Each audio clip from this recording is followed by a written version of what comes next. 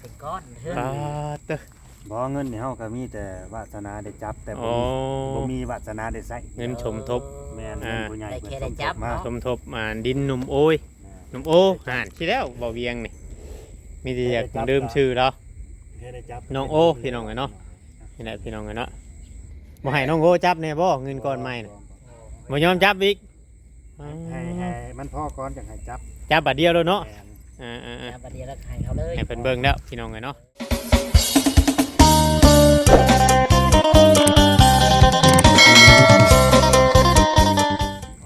กับทักทายสบายดีพ่อแม่พี่น้อง FC หรือว่าปลาดุมกันเบิดสุขุสุคนเนาะทางฝั่งลาวฝั่งไทยหรือว่าทางต่างประเทศพี่น้องคลิปนี้ว่าเวียงจะถ่ายทางเบาลาวเพิ่นเพิ่มงบเนาะมีงบสมทบเข้ามาอีกพี่น้องไงเนาะในการซื้อดินของหนุ่มโอพี่น้องไงเนาะยังไงก็เบิ่งชมกันพี่น้องเนาะพี่น้องไงเนาะมาอีก ผ้ามากอ่ะ อีกช่องนี้พี่น้องไงเนาะเอาสีตรง ห่างมานั่ง โอ้ย รถพี่น้องเอ้ย บ่โอ้ย สวัสดีสวัสดี สบายดี โอ้ยพี่น้อง น้อ เอ้ ง ย โออ้าว น้องโอเนาะจะพอแล้วเมื่อกี้นี่เฮ้ย ไปเอิดโอ้ยบ่ แม่นข่อยไปเอิ้นโอ้ยโอ้ย โอ้ โอ้ย ฝนตกแห้งบ่น้องโอ โอเคบัดนี้ข่อยเพิ่มให้ได้โอเค อืม มันจังอันนั้น FC แนะนำมาหลายคนอยู่คนนะเอาโอเคใช่เพิ่นว่าโออย่างเดียวนี่มันบ่โอเคเพิ่น นี่นี่ มันมีโอผู้หนึงเลยเลยโอเคเลยบัด ยังโอเคบ่ แม่ ถามแม่หักก่อนได้แม่หักได้เป็นคนเปลี่ยนชื่อ อืม เอาข่อยเอิ้นเองข่อยเนาะไม่ฮักก็เอิ้นโออย่างเดียว โอเคฉะนั้นแล้วเสียหอยขึ้นมาเอิ้นลูกชายคนแบบนั้นบ่ อ๋อจันเพิ่นเดือดป่ะ บัดสิมีเคนะมีโออย่างหนึงบัดยังสิมีเคเห็นบ่น้องแต่นะเห็นบ่มันบอกคักได้เปล่ามันบอกคักได้โอเค มันต่ำเลยมึง ไปใช้บัดนี้ ไป โอ้ไปอีกแล้วพี่น้อง โอ้พี่น้อง ไปทางไหนก็เรามีรถส่วนตัวแล้วเนาะ สบายดีเราเนาะ ไปได้เป็นเดือนละ5เลยครับ ลุงอย่าเห็นแห้งนะคะ น้องโอขอมาหอดนี่ได้ลงกันแล้วบ่เดี๋ยวว่ากันจะความเลย มาก็จะกว้างนะ ลงความก็แม่ได้ลงกันแล้วเดี๋ยวว่าเลย ไปมาหน่อยไปเห็นขั้นไปแห้งเหงาเลย เพิ่น เนาะ ได้ถาม มีแต่เป็นท้าป่ะวันนี้ไปเฮ็ดเรียกยังวันนี้ไปทางไหน บ่ได้เขาเลย พักผ่อนป่ะก็บอกว่าอะไรอย่าห่างพี่น้องเว้ยก็คือมื้อนี้สิมาแจ้งข่าวดี วิชาคนเด้อ เอาเดี๋ยวมาแจ้งข่าวดีเรื่องงบ มัน แดงไว้เนี่ย บอกว่าคืออย่างมืดว่ะโทรศัพท์ไป เรื่องงบเรื่องงบซื้อที่ดินนี่แหละ นี่ก็มาถ่ายในที่ดินที่ว่าเฮาวัดแทกไว้ในมือนั่นเด้พี่น้องเอ้ยนี่ให้ที่ดินนี่ ชุดเพิ่นบ่ มันได้หลักมัน รักนะคือบ่ให้ชุดเพิ่นเนาะ อ่านหลักบ่ว่าตีหลักสิเป็นหมายบ่ว่าตีเนาะแต่ว่าใกล้เข้ามาแล้วพี่น้องเอ้ยใกล้เข้ามาทุกที่เนาะใกล้เข้ามายามหมอจอจันเข้ามาเนาะเพราะว่ามื้อวานนี่ก็มีทั้งบ่าวเวียงเพิ่นมาสมทบแล้วเนาะทั้งแม่คิมและมื้อนี้ก็มีอีกพี่จิ๋วมื้อนี้จำได้ที่คนชื่อจิ๋วเพิ่นเคยแบบ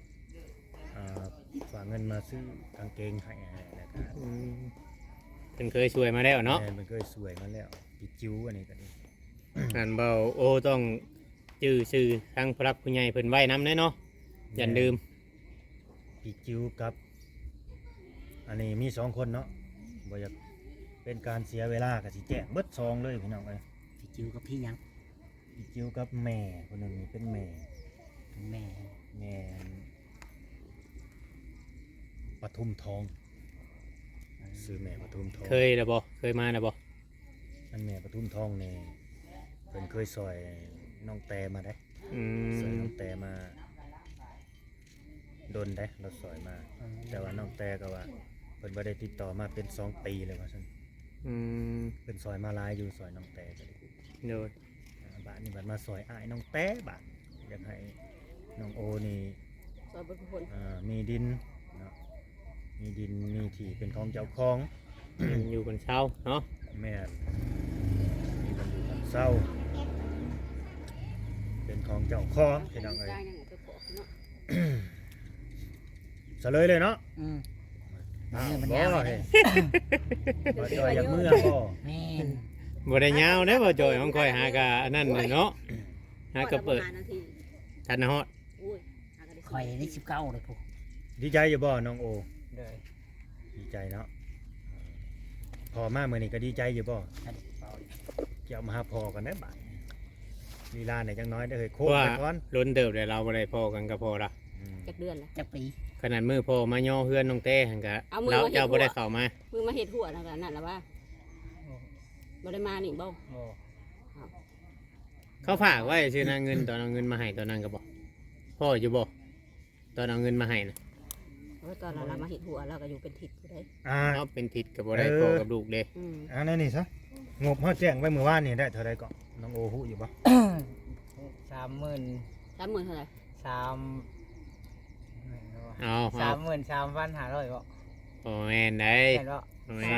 น 38,000บ่ 8,500เนาะ แม่น แม่น 38,500 และมื้อนี้นะมีงบเพิ่มมาอีก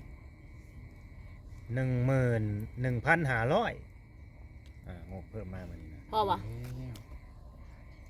มันก็ใกล้แล้วเด้น ไกลแล้ว เหลือเท่าใดบัดนี้น้องโอคิดเบิ่งดูฮะมื้อวานนี่แจ้ง 38,500เนาะมื้อนี้เพิ่มมา 11,500เอาเหลือเท่าใดเจ้าของบวกมึงดูฮะเจ้าของที่ดิน บอกแม่ อ้าวแล้วบ่ไปบ่มาอีกบาทนี่มันมีปลายมันเนาะมันเลยคิดยากนี่จักหน่อย8,500ใส่1,500เป็นเท่าใดเป็นหมื่นบ่เป็นหมื่นก็เท่ากับ 20,000เหลือ 5,000 บาทนี่ ขาดอีก5,000 ขาดอีก 5,000ปลายมัน เป็น 50,000แล้วเอาตอนนี้ ยังเดือปลายมันเนาะ พี่น้องเอ้ยเหลือปลายมันอย่างเดียวบาทนี่ 5,000ใกล้สิเป็นจริงแล้ว ใจเขายับมอเจ้าจันดิ ได้50,000เลยโอ้ไวพอสมควรเนาะแสดงว่าบุญหลายอยู่บุญหลายสายเงาอย่างนี้เอารถเพื่อสิหาเงินได้50,000 อันนี้ยังบ่ได้พออาทิตย์ครับ ยังไม่ได้พอทิศได้50,000เลย นั่งเขาเฮงดี แรงสะ ทำไปทำงานอยู่ฝั่งอื่นนี่ปีหนึ่งสองปีจะเห็นหรือบ่ แม่น เงิน50,000เนาะ แรงศรัทธาจากผู้รักผู้ใหญ่เพิ่น เนี่ย สมทบเข้ามา 50,000เล่ม มีใครมาบ้าน มอนเสียงเพลงลงให้เด้อชาวเทือง ได้50,000แล้วกะดีใจน้องๆเพิ่นพี่น้องเอ้ยเนาะดีใจน้องๆโอแล้วก็ขอบคุญขอบคุณเนาะผู้รักผู้ใหญ่หั่นแหละใจดีใจบุญนั่นแหละทั้งหลายหั่นแหละบ่สุขุสุคนโดยเฉพาะก็ผู้ที่สมทบเข้ามาล่าสุดมื้อนี้ก็คือทางให้เอิ้นเพิ่นว่าแม่ปทุมทองเด้อแล้วก็พี่จิ๋วแม่ปทุมทองนี่10,000เด้อสำหรับเงินแม่ปทุมทองนี่10,000 บาทแล้วก็เงินพี่จิ๋วนี่1,500 บาทสองเทื่อพี่จิ๋วนี่เป็น 3,000ที่เพิ่นสมทบมา เพิ่น นะ3,000 งบเพิ่นน่ะเนาะ แมนเฉพาะซื้อที่ได้บ่เกี่ยวกับที่ว่าซอยอย่างอื่นได้แม่ปทุมทองก็เพิ่นซอยเข้ามาแหละก็ ดีใจน้ำพี่น้องเอ้ยเฮาก็ดียังบ่นานเกินรอดดอกคิดว่าสี่ครบก่อนกำหนดอยู่ กำหนดจากมึง แบบแบบ กำหนดวันที่18 18มื้อนี้ วัน หา ที่ กันเท่าไหร่ 18ว่าสิได้ปิด 14 ว่าสิได้ สี่บ่ ว่าสิได้จุ๊บ มันบ่กี่ ว่า มื้อ สิ ได้ ได้พองบ กำหนดไว้28 แม่น นัดกับเพิ่น ยังบ่หนักเลย อ่า แต่ว่าคิดว่าจะให้มัน พอ พอ ก่อน ภายในวันที่18หรือว่าก่อนก็ดีพี่น้องเอ้ยเนาะอันนี้ก็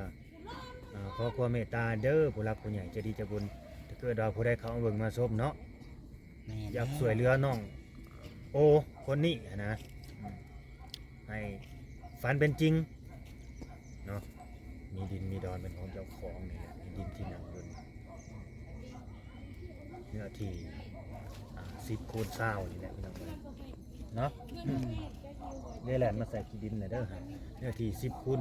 20 เมตรเนาะ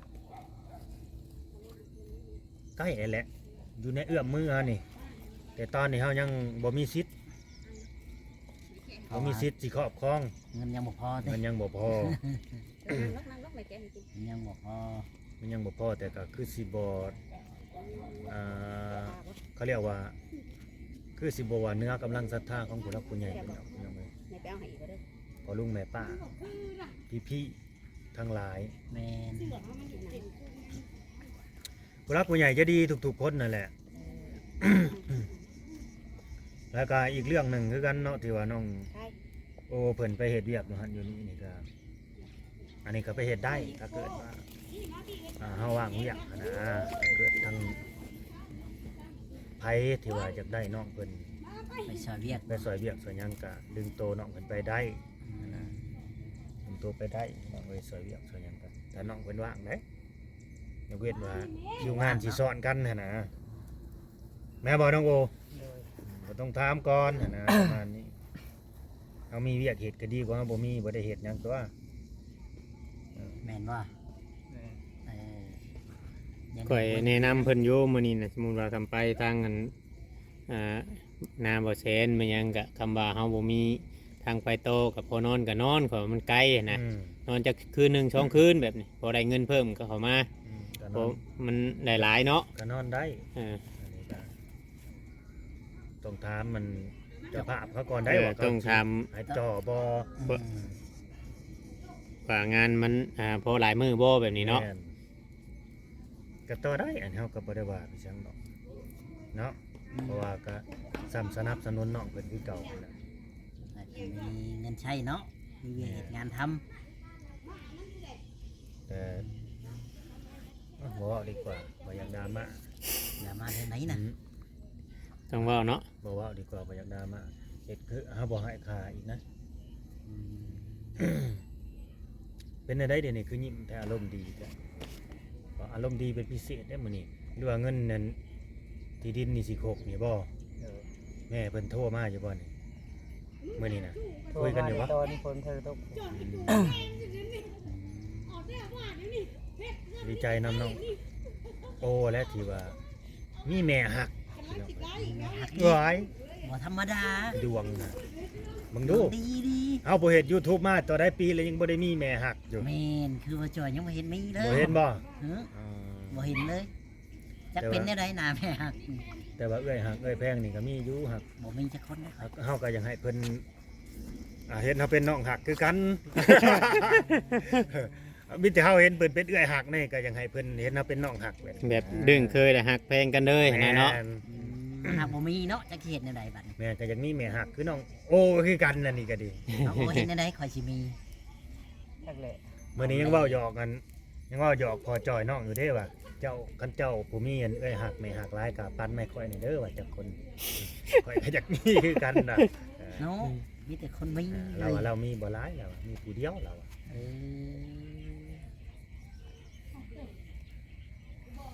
แต่เห็น YouTube มา4ปีนี่ยังบ่มีผู้จักคนข่อย บ่มีบ่หรือว่าในนั้น เว้าในนั้นนะไปจอยเพิ่นเสียใจเลย เสียใจเด้อกันว่ามี มันบ่ได้มีเนาะ บ่มี บ่ได้ บ่ ตัวเป็นหยัง เจ้ายืนยัน มีอยู่ผู้จักเรื่องเคยเล็กๆน้อยๆตามคนนี่ก็ ยื เพิ่ นยันนอนยันบ่ เออเพิ่นก็บ่ได้อันนั้นปานใด เห็นว่าเออได้ เป็นนั่น บ่ คักแน่ได้เว้า คักแล้วข่อย คือว่าได้ข่าวดีเฮ็ดกระเลิบกระเลิบอยู่ตัวนั้นเนาะ เห็นอะไรก็เพิ่นช่วยซื้อ ระวังเด้อก็เหมาะคำจา แม บ่ นแมน อีหลีนี่แล้วว่าผมจริงเนาะ บ่มีแล้วก็แล้วไปญาติเพิ่นสิโอเคใจกำลังได้เนาะถ้าเกิดว่า แมนแมน คือบ่าวลาวนี่เว้าตรงๆอันนี้ มี ว่าบ่มีแม่หักนี่ครับว่าเอื้อยก็มีอยู่เอื้อยหักเอื้อยแพงหักเฮาก็อยากเป็นน้องหักน้องแพงเพิ่นหั่นนะในความคิดนี่ แบบนั้น แบบนั้นเนาะ ครับบ่ฮู้ว่าเพิ่นสิคิดแนวใดกับเฮาแบบนี้นะมีเหตุผลบ่น้องโอแบบอยากเปิดโตแบบน้องโอนี่นะเดี๋ยวนี้นะลูกหักแม่หักกันแบบนี้นะ เอาแล้ว แต่ว่าอันนี้เพิ่นบ่ประสงค์ออกนามเด้อเพิ่นบ่ประสงค์ออกนามเพิ่นบ่ออกสื่อออกเสียงอีกและเพิ่นก็บ่บอกอีกว่าเพิ่นสื่อจังใดบอกแต่ว่าเป็นแม่หักและพ่อและเจ้าก็ต้องฟังความเพิ่นเชื่อฟังเพิ่นแล้วก็เฮ็ดตามที่เพิ่นเว้าเพิ่นขอในใดแหละเฮ็ดให้ได้ ถ้ามือใดมือหนึ่งอัน อันนั้นน่ะเพิ่นให้ได้เนาะบ่ฟังความเนาะ ให้ได้ ขนาดพ่อแม่เฮาดีแท้ๆเพิ่นก็ยังให้กับเฮาบ่ฟังความ เพิ่นให้แล้ว แม่นน่ะแล้ว ก็เพิ่นให้แล้วเฮาสิแนวใดมันสิมีเขาเรียกว่าปัญหาตามมา แม่น ปัญหาตามมานั่นแหละเฮาก็ทำตัวดีๆเฮาก็ทำตัวดีๆกับเพิ่นแล้วก็เฮ็ดให้ได้กับที่เฮาสัญญากับเพิ่นนั่นแหละถามพ่อจ่อยอยู่บ่ว่าเอาสมโนมาอยู่บ่และ บ่ได้ถาม บ่ฮู้ว่าเดี๋ยวสิถาม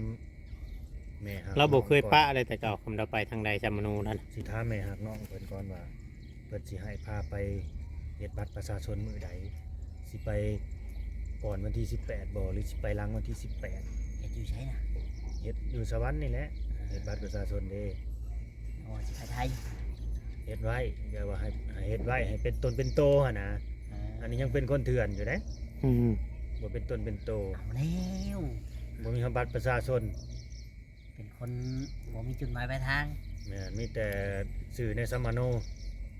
ในสมโนน้ำพอถือน่ะมีสื่อน้องโอบ่ นี่ มี บ้านนี่บัตรประชาชนเฮาโอ้ยเปิดสิเปลี่ยนสื่อให้ใหม่อีกบ่เนาะมันสิต้องตามสมโนบ่จักเนาะ ต้องตามจำนูได้คำเปลี่ยนชื่อน้ำจำนู ยาวอีก ก็ เนาะ เสียเงินอีก ยาวอีก อืม เสียเงินอีก เดี๋ยวอันนี้สิถามแม่เพิ่นก่อน บางทีแม่เพิ่นว่าเสียเท่าใดลูกแน่นี่ เออ เอ เอ อ อเพิ่นบ่ ก็สิจัดให้เนาะ นังเที่ยวเพิ่นจัดเนาะ อ่าของแบบว่า เมื่อชื่อน้ำจำนูเจ้าก็โอ้ยคือกันบ่ เลย เพราะว่าบางคนนี่ชื่อน้ำจำนูกับชื่อนี่เอิ้นกันนี่มันบ่คือกัน มีชื่อดินชื่อปลอมหั่นนะ โอ้ยโอ้ยคือเจ็บคือปวดนี่ บ่ได้มีชื่อเลินที่ผมและชื่อเดียวเลยแหละ เจ้าบ่ได้มีชื่อดินบ่ ชื่อดินก็บ่มีแต่ชื่อจริงแล้วเนาะ อืมเออ ปลาจอยได้บ่อยากได้น้องโอไปไถนาซอยป่ะ บ่มีเงินจ่า ห ย รือว่าตัวบาจอยก็ยัง ตัว บ่ได้จับมารถไถ บ่รอด ตัวบาจอยก็ยังเชื่อแล้ว เอาพี่น้องเอ้ยจะดีใจน้ำน้องโอเพิ่นอยู่พี่น้องเนาะก็งบเพิ่นก็ยังเหลือแค่5,000 บาทนี่หมอจอจันเข้ามาแล้วพี่น้องเอ้ยเนาะ บ่แน่ได้ ได้เป็นจริง บ่แน่ได้หลังจากที่ปล่อยคลิปนี้ไปมีคนมาปิดเลยก็มีได้ เนาะ จวดจัดมา จาก ก็มี คืน เลย นี้ไปเนาะ จดจ่ายก็มีได้ จวดจัดผ่านได้ยัง ขนาด50,000ยังได้มาเลยนะ โดย สำ5,000นี่นะปลายมันน้อยหนึ่งนี่พี่น้องเอ้ย ตายมันเนาะ อ่า เว้ามันโมเนมันนอนอยู่แล้วพี่น้องเอ้ยเนาะ FC หรือว่าผู้รักผู้ใหญ่ตอนนี้เพิ่นก็กำลังเบิ่งอยู่ติดตามเบิ่งอยู่พี่น้องเอ้ย หลายคน น้องโอเยอะเนาะน้องโอที่น้องโอโอ้ย โอ้โอ้ เนาะบ่เวียงสิจบคลิปเลยสิคลิป จบ นี้ แล้ว เด้อ บ่ เห็นไหม ฝ่าเมื่อแล้วน้ำมันคำเลยเนาะ มันทำแล้วพี่น้องเอ้ย ไปทำแรงๆเนาะ โดยมาให้ทางนั้นบ่ลาวเพิ่นสัมภาษณ์ต่อเพราะว่าเพิ่นบ้านเดียวกันเด้พี่น้องดินเพิ่นรักนั้น ปลายเลยได้ ไม่ใช่รักนี้พี่น้องเอ้ยเนาะก็ไปข้างๆหัวหันพี่น้องเอ้ยแต่ว่าตรงนี้จะเป็นทาง ตรงนี้จะเป็นทางพี่น้องเนาะออกไป4 เมตรวางออกไปจังได้ก็อยู่ดีมีแฮงเบ่สุขุทุกคน FC ทางลาวทางไทยหรือว่าทางใกล้ทางไกลเนาะที่เข้ามาเบิ่งมาชมเข้ามาติดตามกดไลค์กดแชร์เป็นกำลังใจให้เฮาเนาะพี่น้องมื้อนี้ก็พี่น้องเอ้ยควมไป2 เมือง 3 เมืองพี่น้องเอ้ยเนาะก็ถือว่าเติบหนึ่งพอสมควรพี่น้องเอ้ยเนาะจังได้ก็ฝากFC กดไลค์กดแชร์พี่น้องเนาะสำหรับคลิปนี้ก็บ่มีหยังหลายพี่น้องขอกล่าวคำว่าสบายดีพี่น้องเอ้ยเนาะ